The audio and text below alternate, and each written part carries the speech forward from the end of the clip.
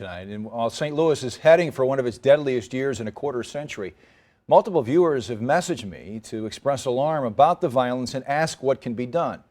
I took their concerns to James Clark of the Urban League of Metropolitan St. Louis. We met this afternoon on Bacon Street in the Jeff Vanderloo neighborhood where Clark grew up. Are we at a critical point right now? Steve, I think that we're past a critical point. Past it. I think that St. Louis, and as is Kansas City, and every urban corridor, we're at a point now where we have to deal with the behavior, we have to deal with the disparities that bring on violence. We have ignored it for far too long.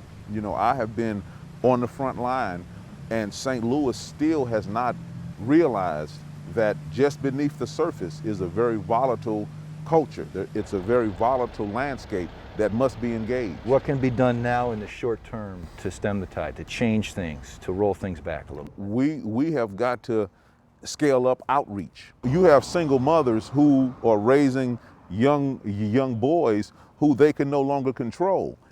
There was a time where the neighborhood band together. Now the neighborhood is fractured.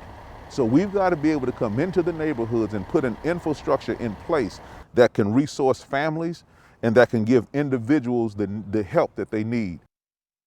Well, Clark tells me the best investment to be made in St. Louis right now is in community outreach. You saw 4 of the outreach specialists in that video. Crime has fallen significantly in neighborhoods where outreach has been prioritized. Anyone interested in learning more or helping get more outreach workers on the streets should contact the Urban League of Metropolitan St. Louis. And the community plays a role in reporting what they know and what they've seen. Call Crime Stoppers with what you may know about a crime. You could earn a cash reward if an arrest is made.